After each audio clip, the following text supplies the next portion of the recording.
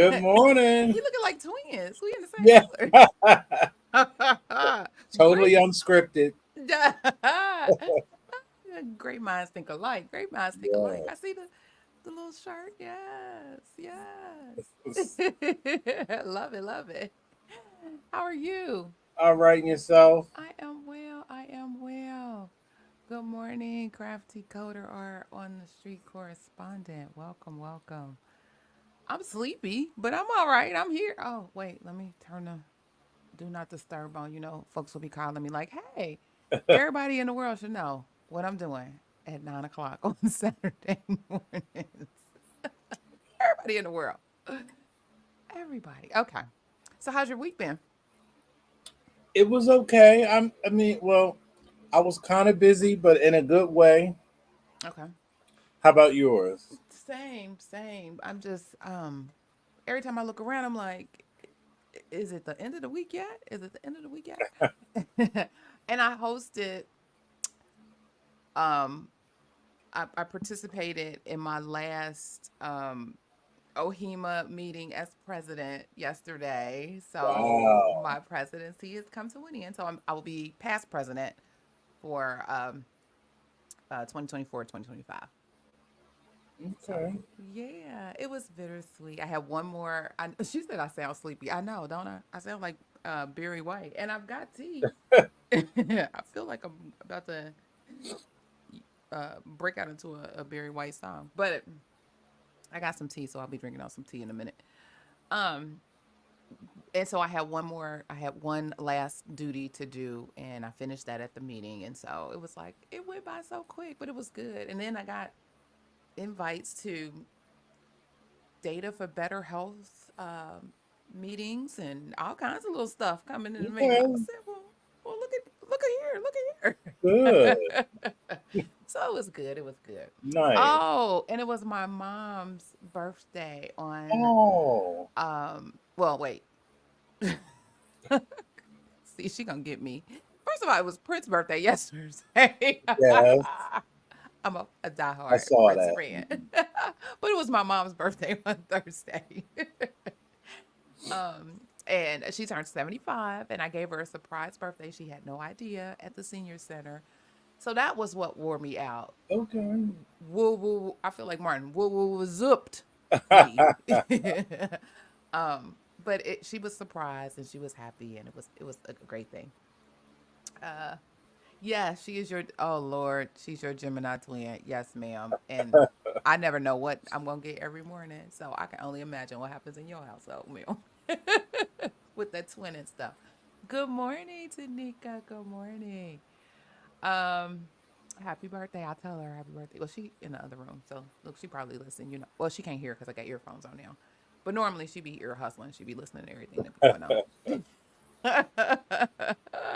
But luckily for her, that's how we got here because she heard Mr. Jesse talking. We were talking, and she was like, "Well, who's that man? He sounds so good. His voice is so soothing." I said, "Well, wait a minute. Hold up. He ruffling the seniors' feathers. Hold up.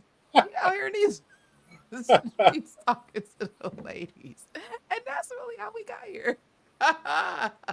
119 episodes later. Look at God. All righty. Let's get started. We'll be on this. She laughing. We'll be on this all morning.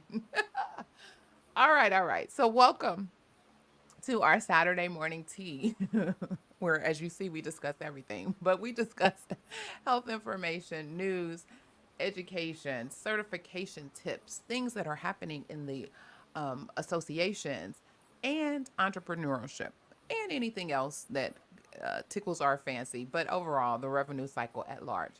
And as you come in, don't forget to hit the thumbs up or like button.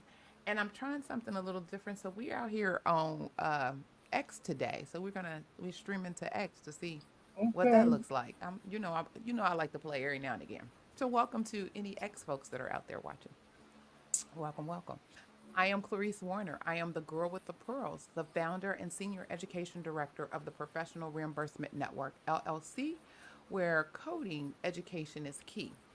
And PRN is a healthcare compliance consultancy located in Cincinnati, Ohio that specializes in revenue cycle and regulatory compliance and education.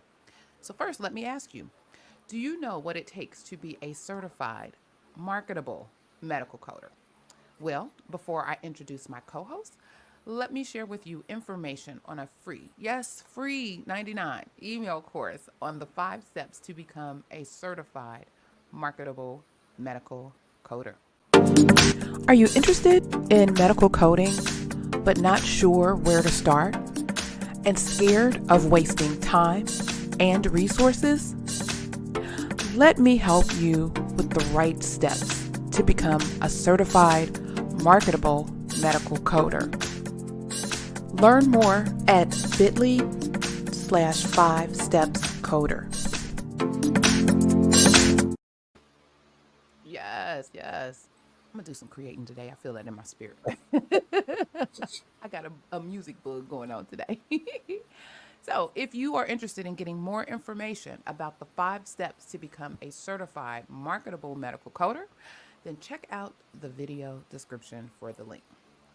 Joining me today is my illustrious co host, Mr. Jesse, the registered trademark.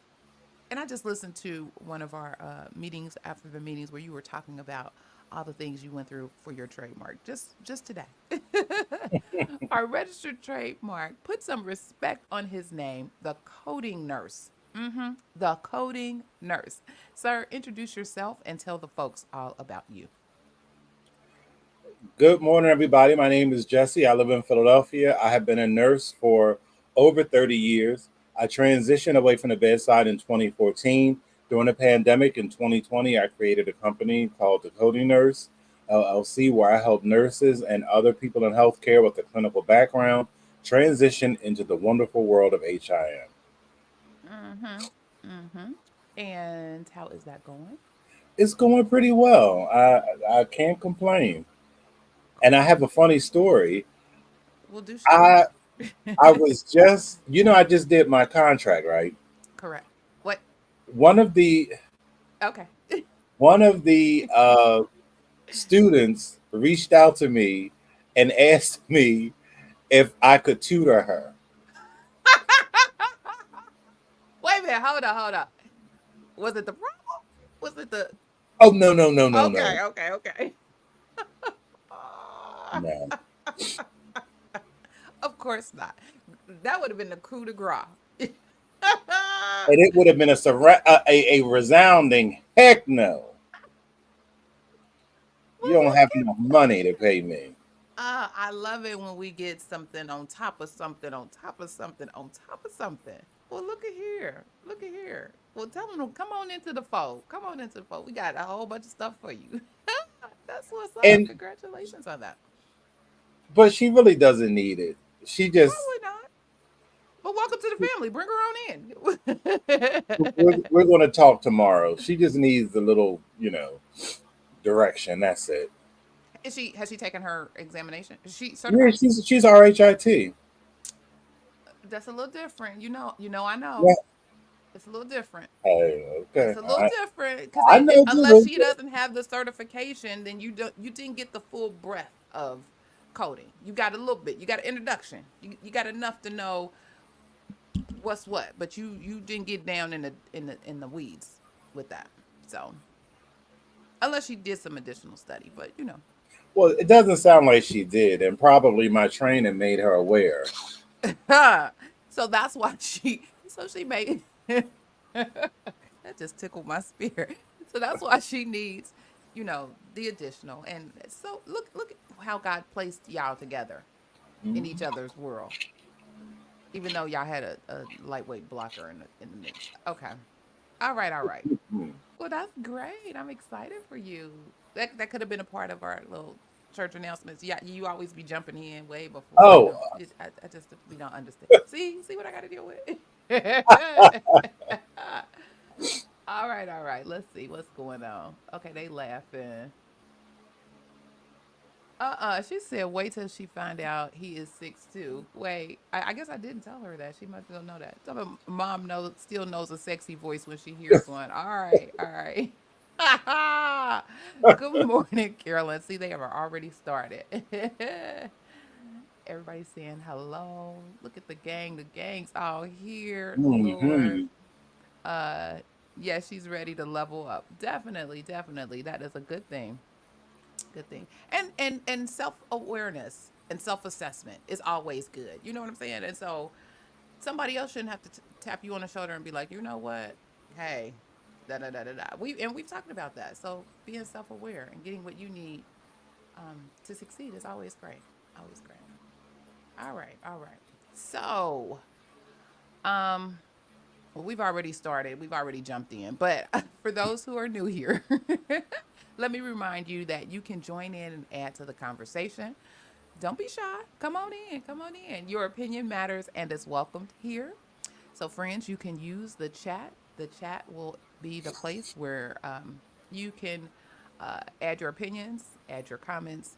But if you have a question, all that I ask is that you type a Q first so that we know it is a question for us and we don't miss it. But we will engage with you in all of the conversation in the chat. So, for those who are just joining us, welcome. And if you're watching the replay, welcome as well. Today, we are talking revenue optimization strategies for healthcare. It sounds like a whole bunch of big words, don't it? When I read it, I said, oh, somebody's saying real fancy, don't they? But first, let's get into our church announcements, shall we? Yes, we shall.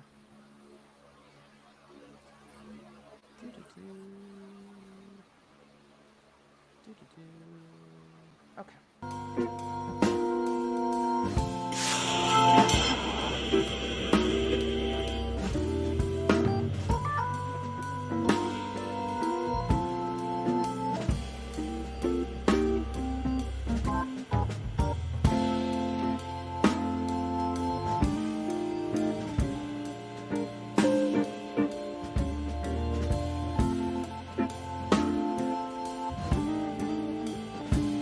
Yes.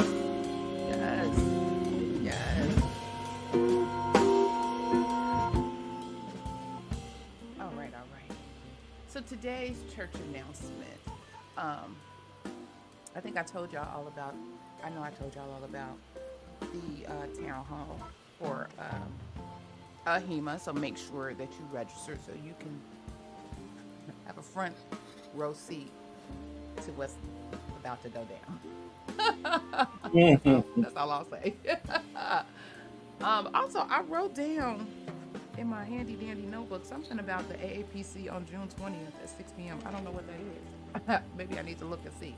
I don't know if they. I know they have regular um, kind of town halls or fireside chats or whatever they have over on Facebook, and maybe that's what that was. I don't know what it was, but I wrote that down, so I'll get some more information about that. The other thing I wanted to talk about was our friends over at Epic. Good morning, Vicky. How are you? Our friends over at Epic are running amok. Can I say this? No, they're running wild. We talked about AI. You know how AI is out here doing their thing. Well, Epic has released some open source AI validation tools for health systems. It's wide open. They busted wide open for everyone. Um, is that what it is? Okay. I'm like, I know I got something about the 20th. So she has her chapter presentation on June 20th, 6 p.m. My bad. I knew it was something that I was supposed to do for AAPC. I wrote it down. Okay. Um, so Epic is, and it's on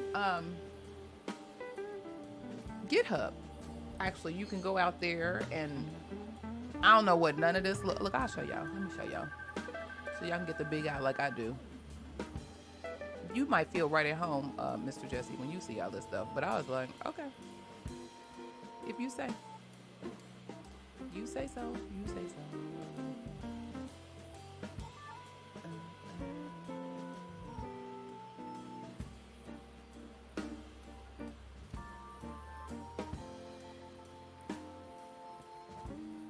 Okay, so this is GitHub, and this is the Epic open source information, and these are all the things. So I don't know what any of this stuff means, but this is where all of the AI the AI validation tool that Epic has uh, put out there for folks to learn. And um, this is an AI model evaluation with a focus on healthcare.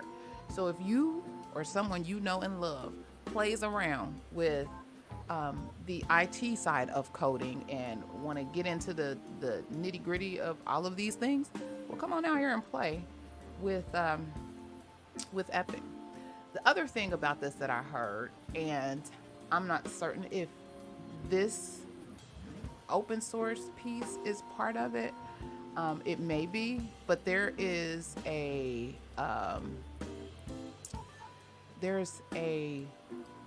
module that Epic is using, and I heard about this yesterday. That there's an Epic model that Epic is using for release of information, and folks was real up in arms. And somebody turned it on, I guess, in their organization or facility, and I guess it did what they thought it needed to do, and replaced several release of information positions.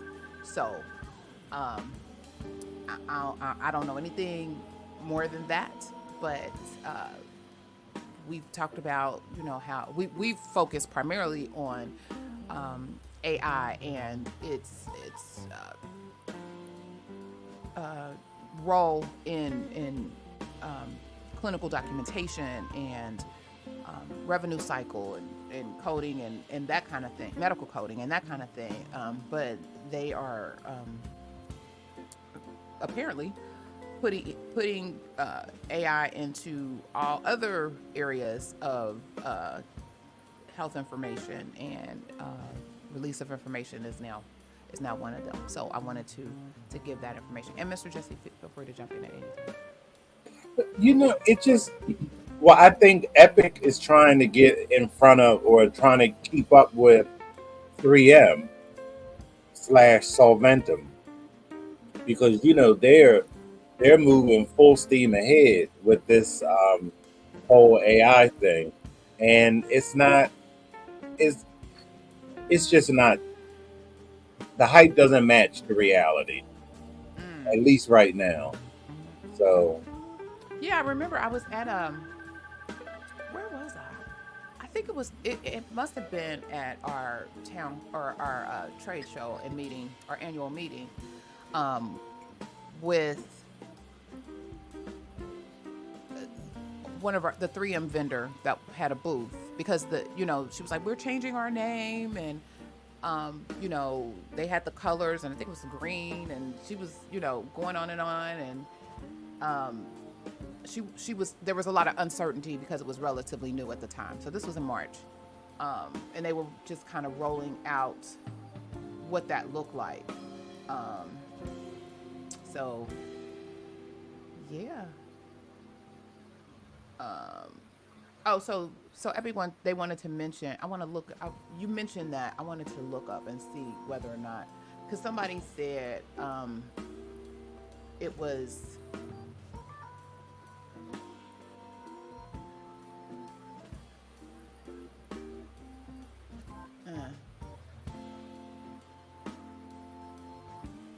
somebody thought 3M also had the reason why I'm looking, somebody thought that 3M also had some sort of release of information piece, and then the conversation was like, well, I thought they were removing themselves from that, da da da da da, and so it could be both. It could actually be both of those organizations or companies are actually playing the game. But then one of the things that was brought to our attention was, but this is commerce 101. Like, these big companies are now monopolizing. The little guy doesn't seem to be able to be a player in this mix. And my thing is, you got to find what the value you have for your customer, right?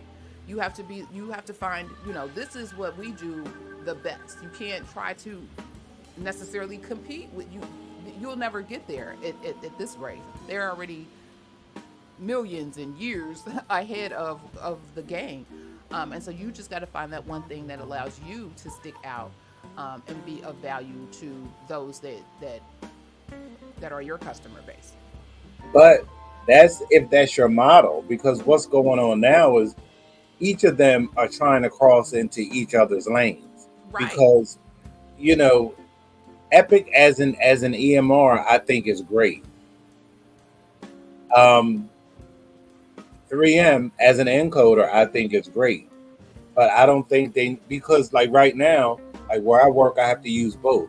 They don't integrate well together. They're supposed to, but it doesn't. And it's not ever going to, because they're not ever going to collaborate. They're not ever going to let so much information out. So it's going to be a piecemeal to try to get it to do what it needs to do. So because there's that friction, they're trying to one up the other one by saying, well, you don't need them at all. We can do everything. And it's just, I just think that's going to be a problem, because then what's going to happen when it doesn't do what it's going to do? Then you can't just pick up and go to another vendor. You'll have to just redo everything, which is not going to be cost effective or efficient. Not at all. So I don't know how this is going to play out in 5 years, but it's going to be interesting. So for those smaller competitors in this game, in this market, I mean, keep plugging. Keep plugging.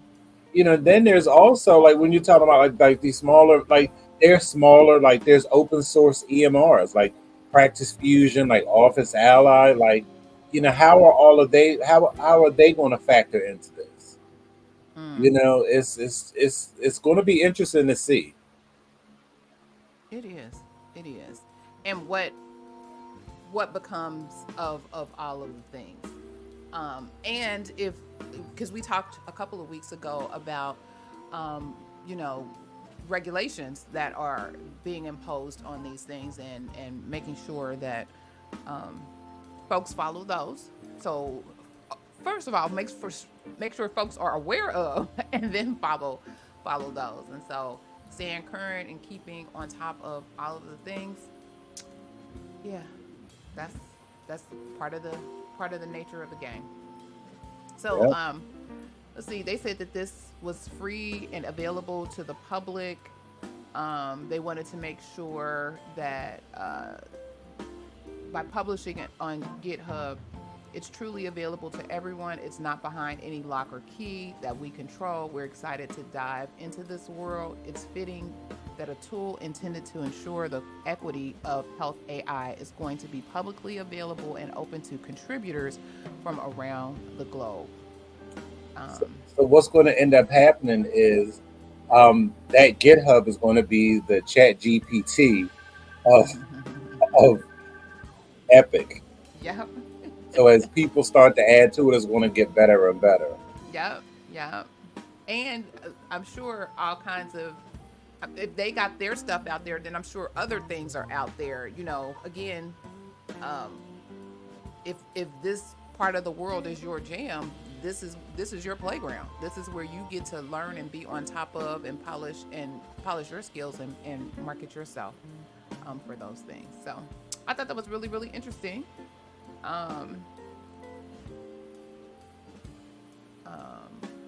Some of them, a couple of the Mayo Clinic, Duke Health, Kaiser, a couple of those folks, University of Wisconsin's Health, are talking about using the Epic AI Trust and Assurance software suite to conduct the study to generate evidence around the use of the tools to locally test and monitor AI models. So folks are out here collaborating and trying to use these tools, and hopefully, like to your point, make them better for everybody. And then they're really kind of pushing the equity button, making sure that, and we talked about that uh, recently as well, making sure that there's the bias or funneling out those bias. And then, this is a great, I wish I'd known about this and we could talk about that when we were looking at that. But making sure if you're finding those things that you are reporting them. So if you see something, you say something. And particularly while it's open source, folks can actually go in and be able to um, play around and see if there's something that someone should do. It said this is completely. It's designed to work with predictive models that we created as well as predictive models we have no hand in creating. At Epic, the model we like to live by is do good, have fun, make money. All right. And we feel like this one really fits in that do good part. It feels like an opportunity to leverage our expertise in this space to further the global community's ability to evaluate AI and use it safely. So yeah, that was my church announcement, Mr. Jesse. I didn't know if you had any additional church announcements other than your first one. um, I don't know if any of our members in the chat had any announcements they wanted to share either. I'm not seeing none. I feel like my cheer hat. Hearing none. We will move right along. So today, let the tea spilling begin. We want to talk about if you are a member of the AAPC, you should have received an email about the case studies that the AAPC did regarding some audit insights on optimizing revenue across inpatient and outpatient settings. And so we wanted to do kind of a deeper dive into, and I guess it'll probably just be easier if I show my screen on it. I think that would be the better thing to do. Open up my comments so I can pay attention to y'all too. Okay. So here is the actual case study here.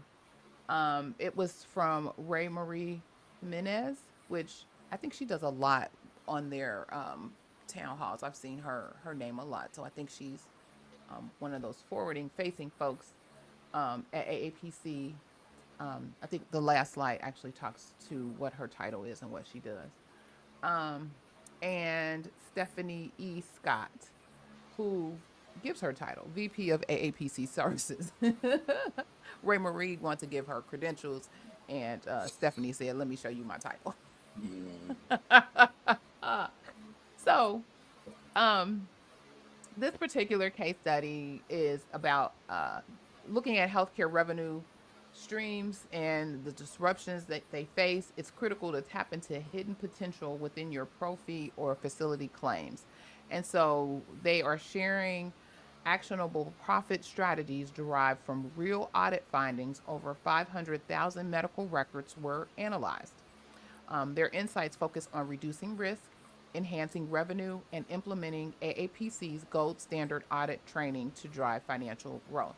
So while they are giving you information about what is happening, I mean, it is a marketing tool as well. But go ahead. I just remember, this is not a church announcement, but this is something we got to keep our eye on. Okay. Did you hear that the AMA is talking about a class action lawsuit against Change Healthcare? Oh. Yes. Uh-oh. It might have been in my it might have been in my emails this morning because I get all my email. For whatever reason, Saturday morning is where all my AMA stuff comes from. Oh, okay. I will have to check that out. Uh-oh. Wow. That's going to be interesting. Interesting.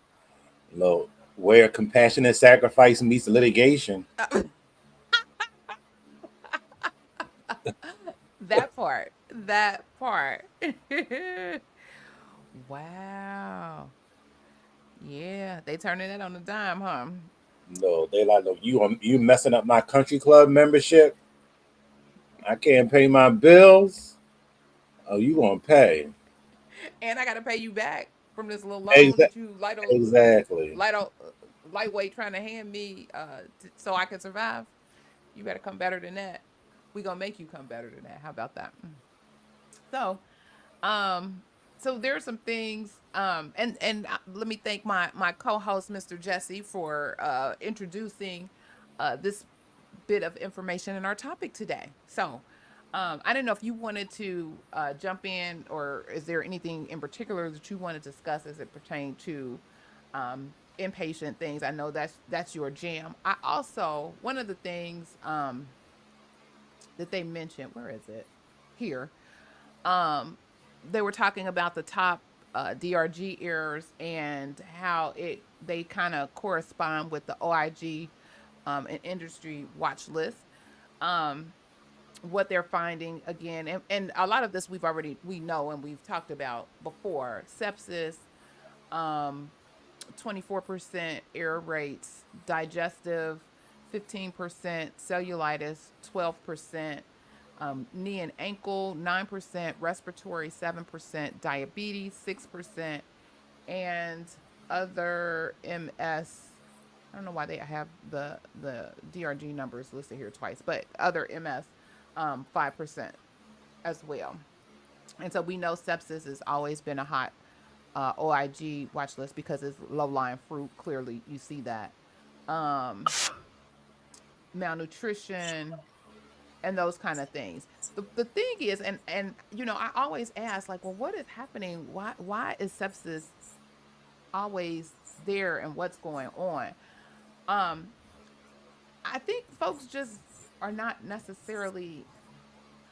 They're saying sepsis topping the list due to the complexity introduced by ICD-10, but you got guidance.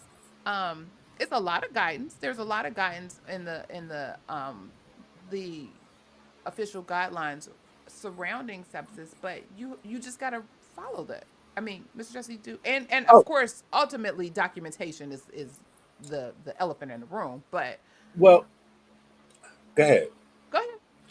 The problem with sepsis is the clinical criteria for sepsis is very low. Like the the the barrier to entry is not all that high. Okay. So it's very easy to meet the criteria with or without a source of infection. Okay.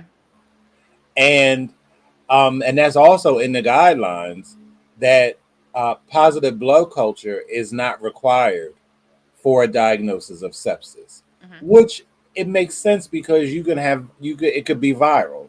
Correct. If it's like bacterial, or fungal, you probably will have positive blood cultures. But if you have sepsis from COVID, it's not you might not see uh, an increase. You might not see positive blood cultures, but there's not enough. It's too vague, and then a lot of times you have people like I see it all the time when I mean people barely meet criteria because you have to have like a heart rate greater than 90, respirations greater than 20. You don't have to necessarily have a fever, but if you have somebody who is asthmatic and they come to the hospital, if they're having an attack, their heart rate is going to be greater than 90 and their respirations are going to be greater than 20. Mm. But they would meet clinical criteria. And then if they could have bronchitis. So you would probably have or it could be caused by bronchitis. You would have maybe even elevated WBCs. Not a whole lot, Hmm. but it has to be greater than 12. Hmm. So that person clinically meets the criteria for sepsis, but when it gets to the insurance company and you see they have a past medical history with asthma, you see they have bronchitis, how is that how does that relate to sepsis? So that's where the validation, that's why it is so high. The error rate is so high because there's a whole lot of what if you can play on the back end. Mm. Okay. Okay. Well, thank you for that insight. There was something else. So they talked about diagnosis accuracy. They evaluated primary and secondary diagnosis accuracy, witnessing a slight increase in primary accuracy from 94% to 95% in 2023. However, secondary diagnosis accuracy saw a decline to 91%. Further analysis revealed common errors in conditions like diabetes and atrial fibrillation, often attributed to specificity issues. Additionally, nearly 20% of additional codes fell under the Z code category, indicating a need for deeper scrutiny. Um, Now, I the one thing that I wanted to, before you scroll, post procedural pain.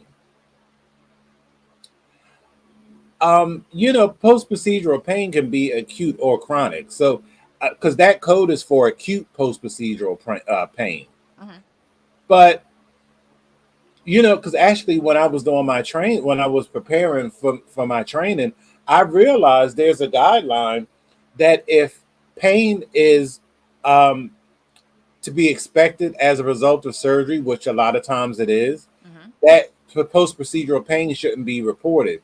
Post procedural pain, according to the guidelines, is for pain outside of what is expected after a procedure. mhm, So they anticipate pain, but it's like above and beyond that. mhm. So that's probably how it got in there, but it should just be, in my opinion, it should be acute post procedural pain, just for more specificity, because I don't that code doesn't I don't think there's um, a non-essential modifier of chronic, because chronic pain is G89.28. And they said so. Even in their analysis, they talked about 20% of additional code. Oh, maybe these is not. They didn't put it in this actual diagram because I'm like, well, I only see one Z code in here, but I think um, some of that may also be attributed to the push to reflect any social determinants of health as well. And some of the guidance that have were released this year actually for specific um, social determinant of health codes that should be um, coded. Crafty Coder said pain leading to post-op complications. Okay.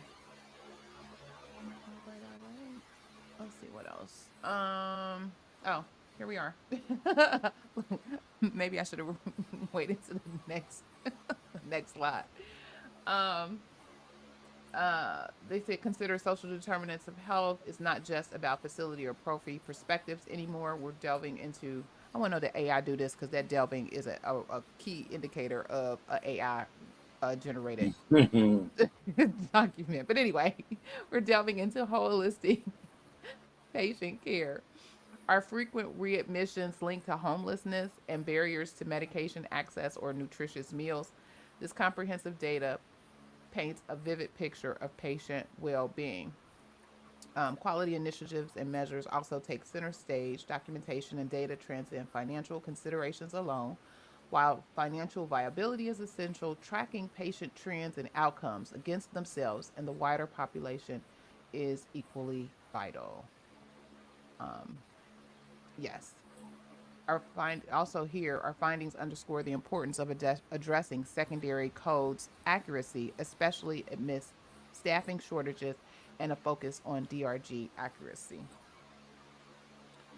And they should have added the introduction of AI. Um, this is in talking about physician queries and risk adjustment programs.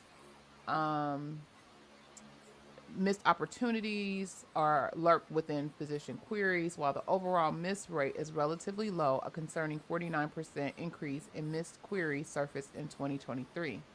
These missed opportunities could impact coding accuracy, affecting reimbursement and the portrayal of patient conditions.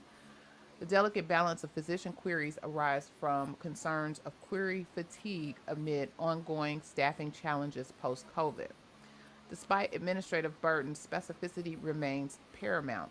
Unspecified codes not only heighten denial risk, but also obscure the true patient narrative, impacting reimbursements and program effectiveness. Coding accuracy isn't just about financial gains, it's about painting a true picture of patient health and ensuring effective risk adjustment and quality initiatives. Um, and maybe they're going to mention that, but to me, that's all about documentation. So, can we call a spade a spade? And but I just had this conversation with one of my coworkers yesterday because they talk a lot. I mean, because it's an ongoing situation between CDI and coding, period. Correct. And it's supposed to be a collaboration, but it's really not. It's the most passive aggressive relationship you could really ever see in a workplace. I believe it. I And believe it.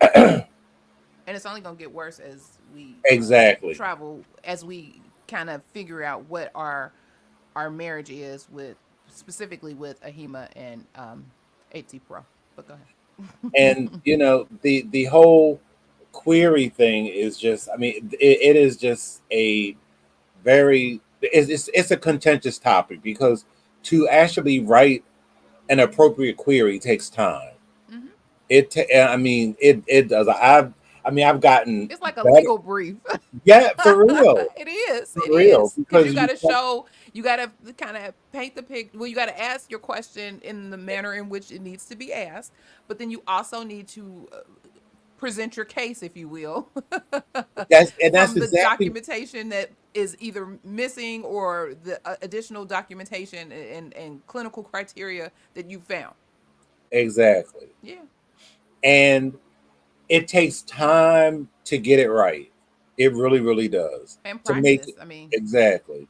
I mean, to get it to be everything you said, because it has to be succinct because you only have but so much space. correct. And to make it relevant, you have to have all of the pertinent indicators. Like, I mean, what it has made me is a pro in Microsoft Word. I mean, I can format and copy and paste like no other now, and it's all because and then you have to make sure that you don't it because you cannot highlight anything because everything has to be the same. Font has to be the same. You can like highlighting and all that is not allowed because this is considered leading. Leading. Hmm. So it's a lot. It's a lot to it, and it causes It causes a problem because then not half the time, but a lot of times providers don't even respond or they don't respond appropriately.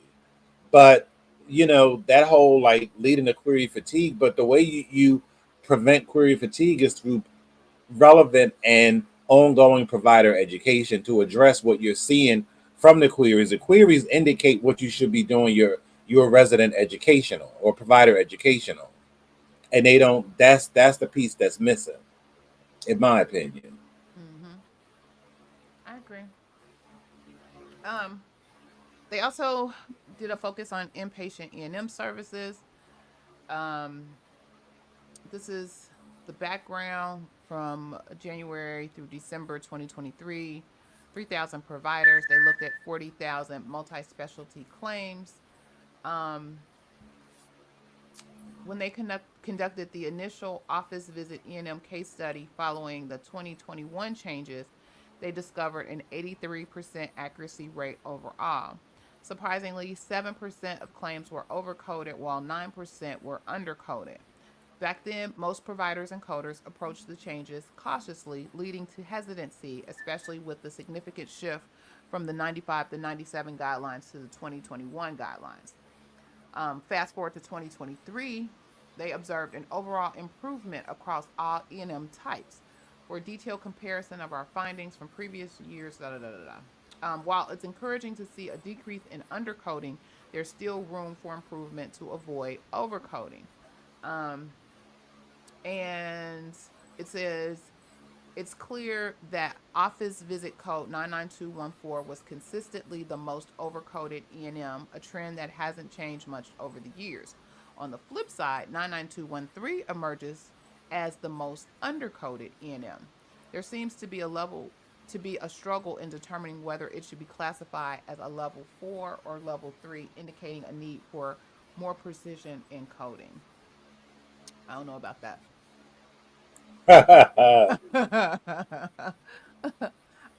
Because, well, from my perspective, and I think we talked about that when we looked at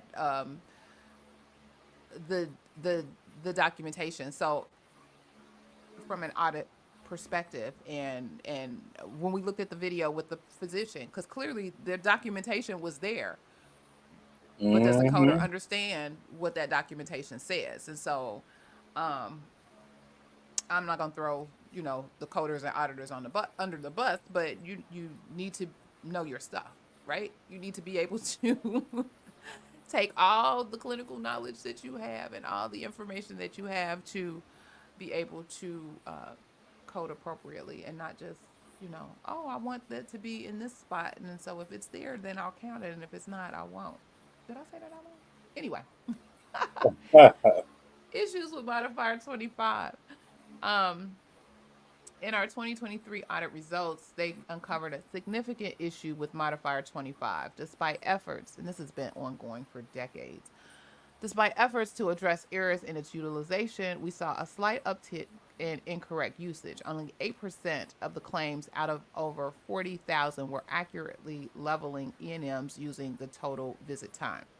The persistent challenge with modifier 25 raises concerns, especially when it's applied unnecessarily. Even innocent mistakes can reflect poorly on coding accuracy, potentially undermining credibility. Um, yeah, that part. Somewhere I read in here, yeah, okay, the provider's preferred methodology for coding. Um, when we surveyed providers on their preferred methodology for coding medical decision making or time, 90% indicated that medical decision making better reflects the work they do.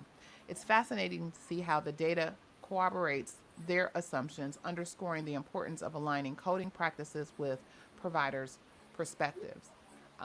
Which I agree, and that has always been my recommendation for providers when documenting for E&M services, is to make the use of the medical decision making and not necessarily rely on time. There are times when time will work in their favor, but it's been my experience that documenting your information according to the things not necessarily associated with time, unless it's a time-based code, is more beneficial to the provider.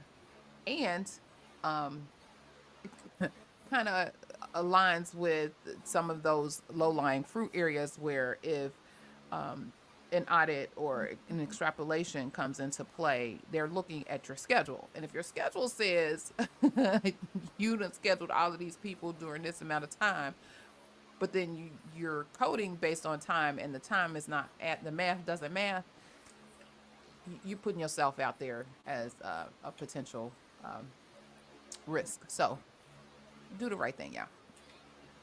That part. Do the right thing. Procedural accuracy says in 2021, we achieved an 88% accuracy rate with 6% of procedures reported incorrectly and an additional 6% of codes added unnecessarily. Fast forward to 2023, they saw a significant jump to a 93% accuracy rate. This improvement can be attributed to diligent efforts of our training team, who work closely with our customers to enhance surgical procedure coding accuracy. Okay, all right. And then they gave some case studies. The most common errors as it relates to procedures are modifiers unbundling or coding the wrong code. Most common incorrect or miscodes, J codes, vaccine administration, radiology, lesion destruction or removal, cerumen removals, and removal of sutures or staples. The introduction of CPT code 15854 for suture removal without anesthesia in 2023 presented a new coding opportunity that was often overlooked. So, information there. Let's see.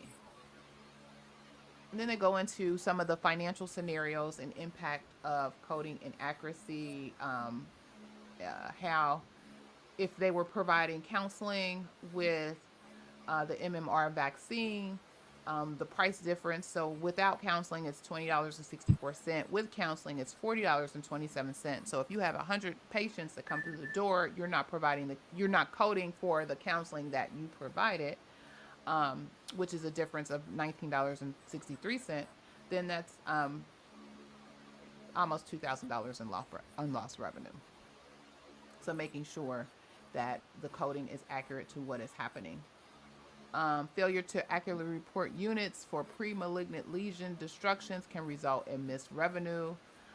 If there are multiple lesions, making sure those are indicated. Um, that's a lot of money down door for not coding that, and they kind of dive into that as well. Oh, what did they say? What did they say? It was something that I saw this in this little box. We talked about this just last week. Historically, there's been a perception that diagnosis coding for professional services is secondary to CPT coding since CPT drives reimbursement. This mindset may persist from the transition of ICD 10, despite efforts to emphasize the importance of capturing all current diagnoses. As a result, some details may still be overlooked in the coding process. No, it is a direct reflect of the training that folks had that CPT was more important, and CPT became what you were primarily trained on and not your ICD 10. Can we say, That's right. can we put it out there like we put it out there, because that's the it works together.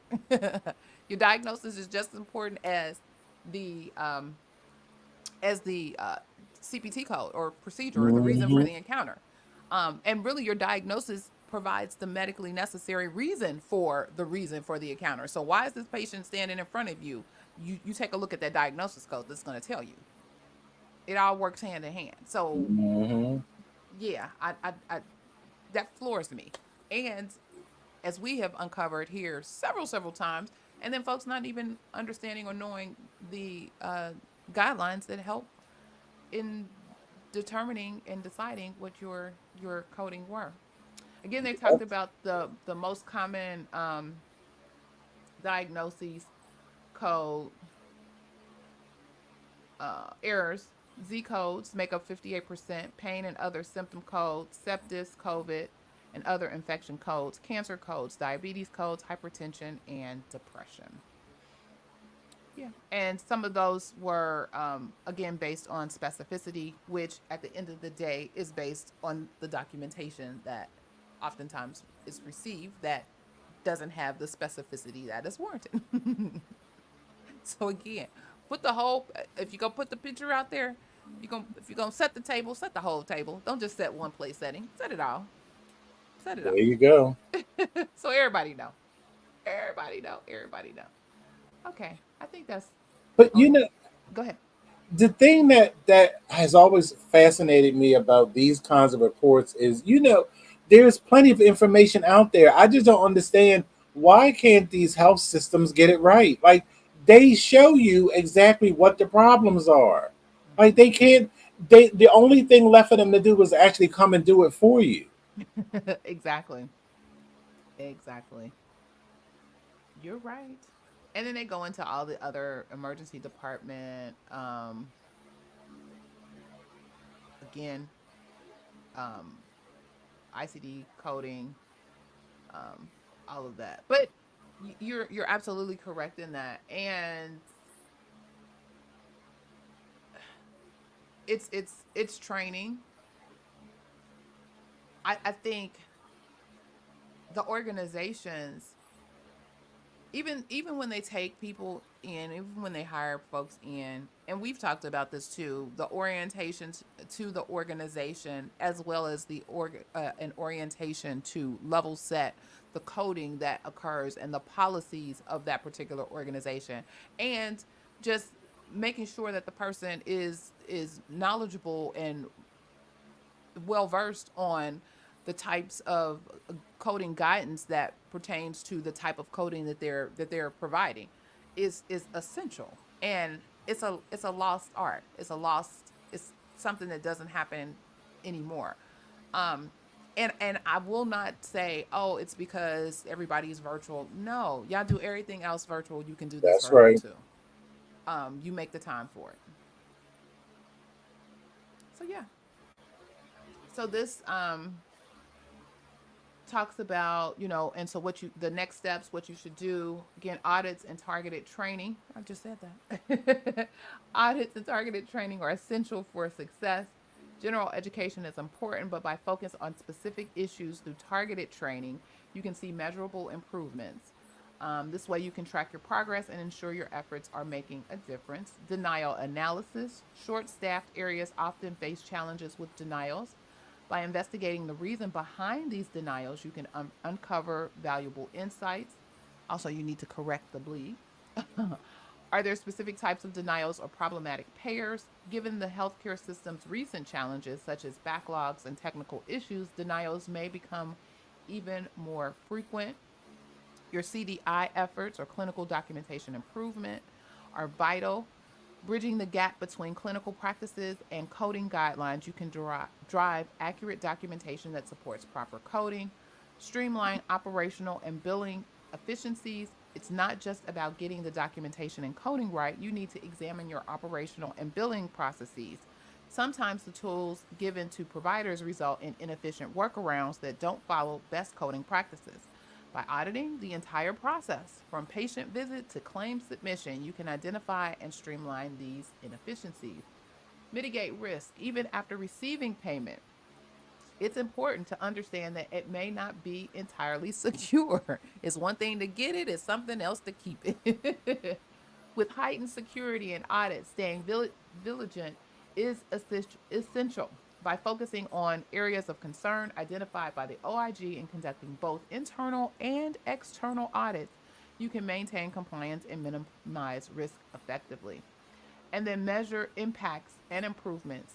It's important to remember that people focus on what's measured. Ooh, I say that all the time. Without tracking your progress through re audits and reassessments, driving improvement becomes challenging. With reimbursement shrinking, every dollar becomes crucial. Therefore, having effective programs in place to optimize revenue and compliance is essential. So that was pretty much, she's the chief product officer at AAPC. Yes. So that's pretty much this in a nutshell. Um, Additional thoughts? No, it's a very in-depth report. It really, really is, and it's just anybody who is involved in the revenue cycle period could really read that and get something from it because it covers the gamut, inpatient, outpatient, and it gives you the specific codes. So I think that this It's kind a of it's a great playbook, because yes, then you can, especially if you've identified some of this same information in your own organization, then you can target and tailor based on this information your curriculum, if you will, for those areas when you're doing the training. So it's already yep, there. You don't even have to reinvent it. nope, AI help them out, and AI will help you out.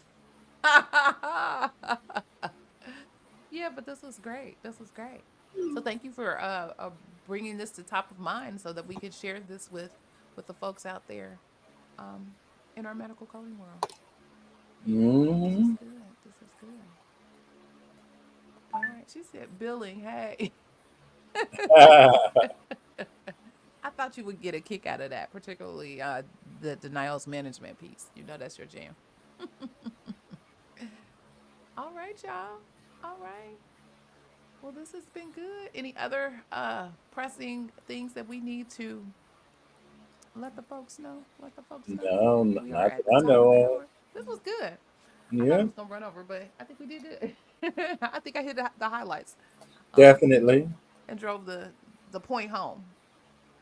Keeping in mind, the biggest elephant in the room was that the documentation got to support all of it. So Everything, everything.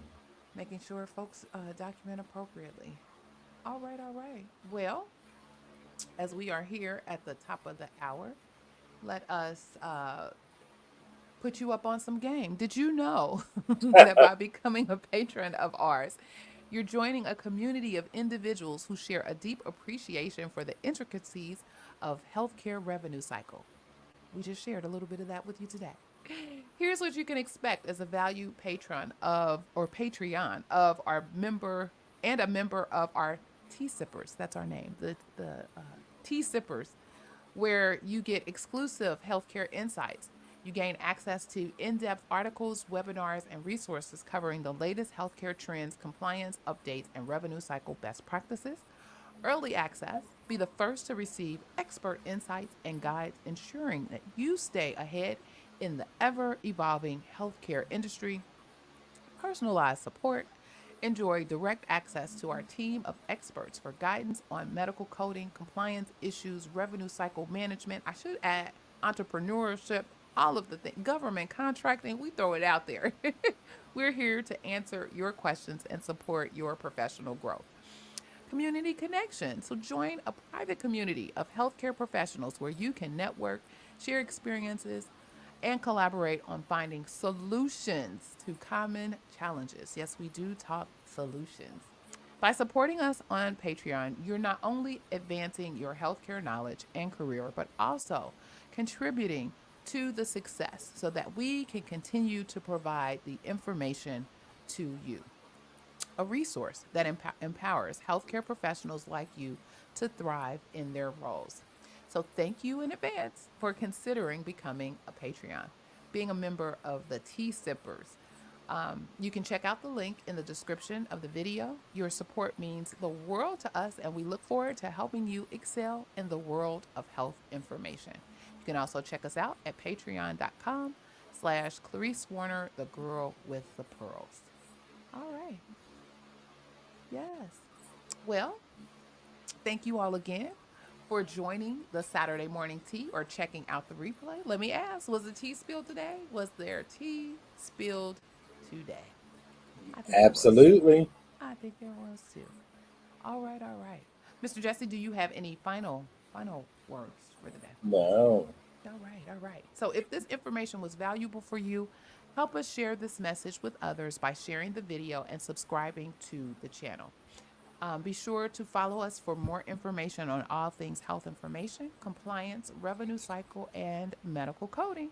And as you leave out, don't forget to hit the thumbs up or like button. Also, check out the Coding Nurse channel on YouTube where he provides some gems as well. That's right. Don't forget to put your teacups in the chat. Put your That's right. teacups in the chat. Oh, tomorrow I have my first Spanish lesson. Of course you do. Are And I'm you going scheduled. are you going to wow the instructor with your pre uh knowledge of Spanish? Are you going to hit them with all the things you know coming in the door? Of course, but it just dawned on me what I should have done. I should have ordered a sombrero. I'm about to fall on the floor. I promise y'all. Ah, Ah. gracias, Carolyn. Not a whole sombrero. Y'all gonna be ready. Is it gonna be on Zoom? Can you somebody record that? Can we get just a 5 second recording of you and the conversation? That's all I need. 5 second. It, 5 second. it, it Yeah, is going to be. Amazon Prime. It's never too late. You can still get it. You can get it probably tomorrow. Probably See, today if you order early enough. exactly. You know what? That is a thought. Though, and then I'm scheduled for jury duty on Thursday. I'm hope, Wow. I'm hoping I get canceled. Last year I did. Uh-oh. That's the good thing about being in a large city. They got enough people. Yes, yes. You know he is. He gonna be advanced from the beginning. Oh, Absolutely. Telling the instructor what they need to do. oh, no, see, I don't do that. You don't be like those folks that be coming at you. No, because you No, appreciate the reason why you're there. You appreciate that exactly. you're there to get knowledge, and it's transactional. I gave, you Hmm. give, and there's always something to learn. Always. But then you know, just because you come in kicking the door in, folks can't be intimidated. They got to know and stand on 10 toes down on what it is that they know. Right. And know that they're there to help you. Like I tell folks, you chose me. You Right. chose me for a reason. You chose me. So let me help you. Oh my God. I wish I could be 5 minutes. Just get 5 minutes of you. Do a screenshot, something. I don't know. Just give us 5 minutes and send it to me so I can add it to all of them. But I'm going to do that. And before our sessions are over, I'm going to take a screenshot of me in a sombrero. like, like we got you. Whatever you need. We got you. Whatever you need. I love it though. I love that. Ever since you said it, it's tickled my whole spirit. But you, as always, you're on to something. You're on to something. I'm That's what's trying. up. That's Look, what's up. what did that what is the line in the theme song to Good Times? Keeping your head above water, Hey, making a make it way a where way you where you can. can. Hey, hey, hey, and helping others in the process. We just There need to you stick it in there. go. Helping others in See, the that process. was a word right there. See, I was That was getting ready. a word. Yes. That was a word. Love it. So if this information was valuable and you got a word today, help us share this message with others by sharing the video and subscribing to the channel. You know, that algorithm, we need it. We need it. Um, so again, this has been a great session. See you tea sippers at 10:15. Oh, I got some stuff to tell y'all. Yes, yes, yes. Okay. Look, and um, Carolyn, I won't forget the margaritas. uh-oh, uh-oh. Oh Lord. See, they did a whole other thing to us now. So thank you for joining, and remember, be safe, be kind, and don't wish for it, work for it. Have a great weekend. And until next time.